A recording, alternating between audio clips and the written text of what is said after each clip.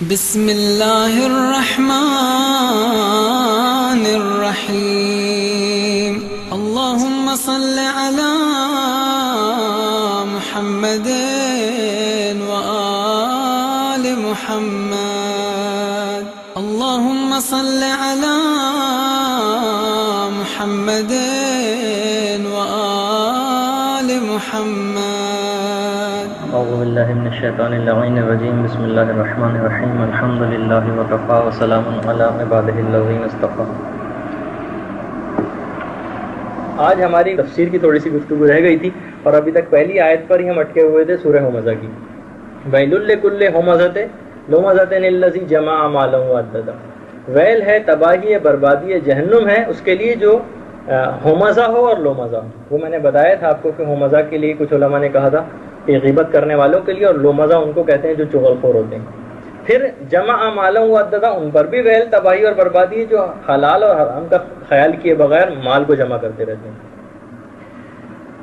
اس پہ تو ہماری مال کی مذمت اور اس کے اندر جو ایک پروپیگنڈا بھی کیا جا رہا ہے کہ مال کی سب تک مذمت کر دی جائے کہ لوگ بالکل ہی، تاکہ اسلام کو ہر اعتبار سے معیشت کے اندر بھی زبردست قسم کا نقصان پہنچا دیا جائے۔ تو اس قسم کے کچھ افکار اسلام کے اندر پیدا کر دیے گئے، تو ہم ایک درمیانی قسم کا ایک نظریہ بھی بتائیں گے کہ اس کا کیا ہے۔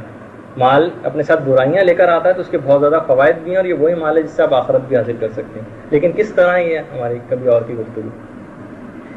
یحسب ان مالہ اخلدا، یہ لوگ یہ سمجھتے ہیں کہ یہ مال جو ہے ان کو دوام اور ہمیشگی بخش جائے گا۔ یہ بھی بہت واضح سی بات ہے، کچھ لوگوں کا خیال یہ ہوتا ہے۔ کلا لینبذن فی الحطمہ، ہرگز ان کا خیال غلط ہے اور ان کے لیے حطمہ ہے، بھڑکائی ہوئی آگ ہے۔ وما ادراک ما الحطمہ، تمہیں کیا پتا کہ یہ حطمہ کیا ہے؟ نار اللہ الموقدہ، یہ خدا کی بھڑکائی ہوئی آگ ہے۔ الذی تطلع علی الافئدہ، یہ ہے اس پر ہماری گفتگو ہوگی۔ یہ آگ دلوں کے اندر سے نکلے گی۔ ایک دفعہ میں نے بہت پہلے اشارہ کیا تھا، شروع میں آیا تھا کہ جب اپنے موقع پر یہ گفتگو آئے گی تو یہ بات بتائی جائے گی۔ علماء تفسیر نے اس میں لکھا ہے، اٹک گئے ہیں اس مقام پر کہ دیکھیے ہر آگ جو ہے وہ باہر سے اندر کی طرف جلاتی ہے ہم کو۔ مثلا ہماری پہلے کھال جلے گی، پھر نیچے کا گوشت جلے گا، پھر وہ ہڈیوں تک پہنچے گی۔ اسے خدا کہہ رہا ہے التی تطلع علی الافئدہ، یہ تو دلوں کے اندر سے باہر نکلے گی۔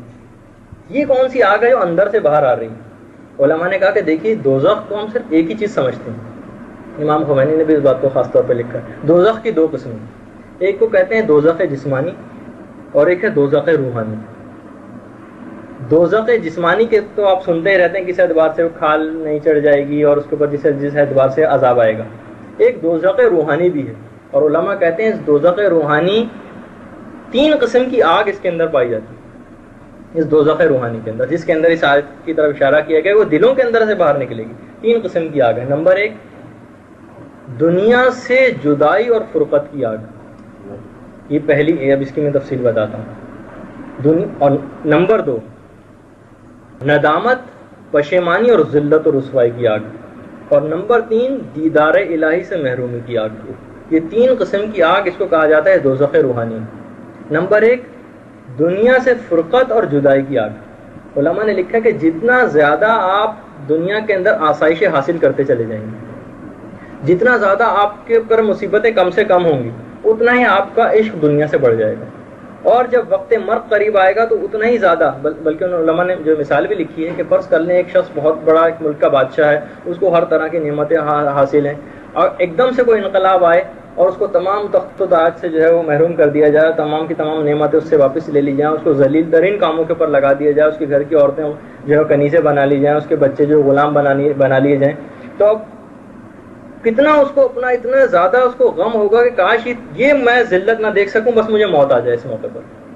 دنیا سے جدائی، اور اس کو اپنے جو بادشاہت کا زمانہ اور جو تسلط کا زمانہ ہے اس حد تک زیادہ یاد آئے گا، اس کو موت کو گوارا ہوگی لیکن وہ ذلت اس وقت کی گوارا نہیں ہوگی۔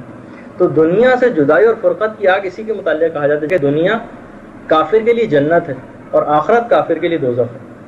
بھائی آپ جو علامہ اقبال بھی شکوہ میں کہتے تھے نا کہ وہ جو صحیح شعر تو مجھے یاد نہیں کہ اس دنیا میں کافر کو تو ملے حور و قصور اور مسلمان کو فقط وعدہ حور، یعنی جو مسلمان ایک لحاظ سے آپ کہتے ہیں بھائی یہ کافر تو اتنے زبردست اسکاٹ لینڈ اور پتہ نہیں کون کون سی ہالینڈ، اتنے بہترین ممالک اس جگہ پر رہتے ہیں، تو جنت ان کو ہی مل گئی، تو واقعی جنت ان کو ہی مل گئی، کیونکہ جب ان کے لیے یہی محبوب ترین چیز تھی۔ انسان سے جب اس کا محبوب جدا ہو جاتا ہے، جسے شاعری کی زبان میں بھی کہتے ہیں آتش فرقت میں وہ شخص جلنے لگتا ہے. بالکل یہی آتش یہ انسان اس دنیا ہی سے لے کر جائے گا. جتنا اس کے پاس مال و اسباب اس دنیا کے اندر ہوگا, جتنا اس کے پاس وسائل ہوں گے, جتنا اس کے لیے دنیا میں حالات سازگار رہیں گے, اتنا اس سے دنیا کا عشق بڑھ جائے گا, اور اتنا ہی اس کے لیے وہ دنیا کی جدائی, وہ فرقت کی وہ آگ, وہ دوزخ میں جا کے اس کو پتہ چلے گی. جسمانی دوزخ کا تو عذاب ہوگا ہی, اس کو وہ دنیا کے تمام عیش و آرام وہ سب چیزیں یاد آئیں گی. اس کی تڑپ میں جو وہ اپنے دل میں وہ محسوس کرے گا وہ آگ کی صورت میں ہوگی.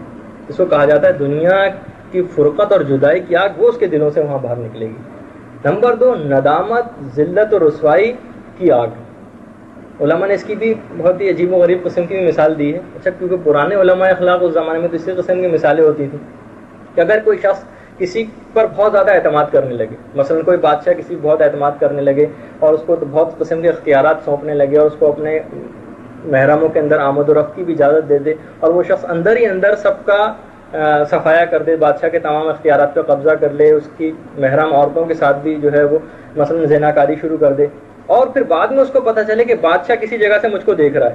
مثلا آپ کسی اپنے دوست کو دے کر چلے جاتے ہیں کہ لے لو گھر کی چابی, میں جب آؤں گا تو پھر تم سے لے لوں گا, اور آپ گھر میں جھانک کے مثلا دیکھتے ہیں کہ جو ہے وہ کچھ ایسے ناشائستہ حرکات کا مرتکب اس گھر کے اندر ہو رہا ہے کہ اس کو پتہ چل گیا اگر آپ دیکھ رہے ہیں بلکہ آپ اس کی تمام ایکٹیویٹیز کو اب تک دیکھتے آ رہے ہیں, تو اس وقت جو ذلت و شرمندگی وہ اپنے اندر محسوس کرے گا. تو قیامت کے دن مومن یا جو بھی شخص جو اس کے اندر دوزخ کے اندر جائے گا, وہ اس وقت اس کو یہ بات پتہ چلے گی کہ میں جو ایکٹیویٹی کرتا تھا وہ خدا اس اعتبار سے مجھ کو دیکھ رہا تھا. اس وقت جو اتنی ذلت, ندامت اور شرمندگی وہ محسوس کرے گا, اس کی ایک آگ دل سے اس کے نکلے گی.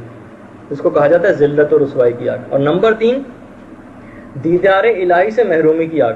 کہا یہ جاتا ہے کہ آئینہ دل جو ہے ہمارا, جب تک یہ صاف نہیں ہوگا, دیکھیے آپ جمال الہی, اچھا جمال الہی سے مراد یہ نہیں کہ معاذ اللہ کہ ہم خدا کی جسمانیت کے قائل ہیں, تو مخصوص ایک گروہ کا نظریہ ہے, خدا تو کبھی نظر آ ہی نہیں سکتا, لیکن جو خود مولا بھی کہتے تھے کہ میں نے اپنی بصیرت کی آنکھوں سے جو ہے خدا کو دیکھا, نگاہ بصارت سے نہیں, نگاہ بصیرت سے, کہ بصارت میں خدا نہیں آ سکتا.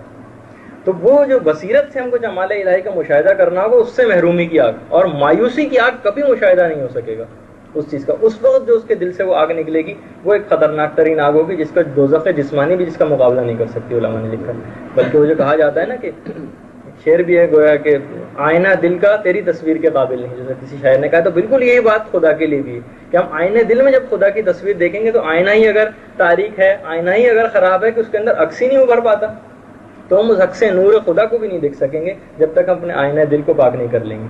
تو یہ ہمیں قیامت کے دن جا کے پتہ چلے گا. اس حد تک مایوسی اور جمال اور دیدار الہی سے جو محرومی کی آگ وہ دل سے نکلے گی. علماء نے کہا کہ یہ وہ والی آگ نہیں ہوگی, بلکہ یہ جو اس سے آپ اندازہ لگائیں کہ یہ جو عام آگ جو ہے ہماری جو دنیا کے اندر ہے, اس کو یہ دوزخ کی آگ کو 70 مرتبہ پانی سے دھو کر اس دنیا میں بھیجا گیا. 70 مرتبہ پانی سے دھو کر, تو اس کے اندر اتنی عدت, آپ کتنے سینٹی گریڈ تک اس کو لے جا سکتے ہیں, آپ اس سے سوچئے, اس سے بھی کس حد تک شدید وہ جو ہے آگ ہوگی.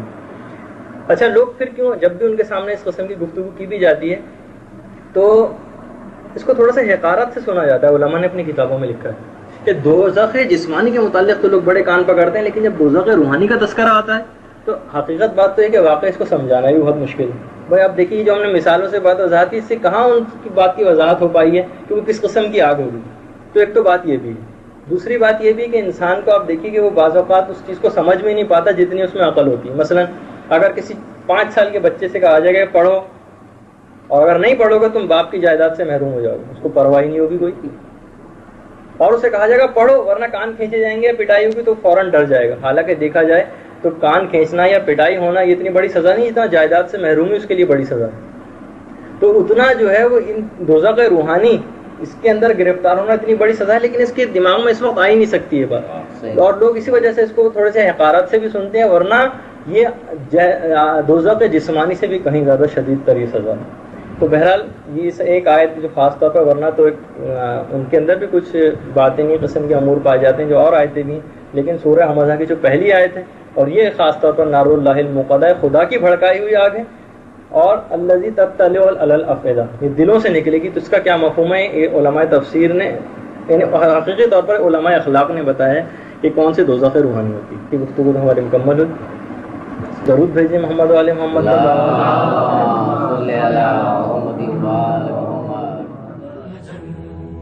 اللجن اللجن يا مولا اللجن اللجن اللجن اللجن ماستر اللجن اللجن اللجن يا صاحب الزمان اللجن اللجن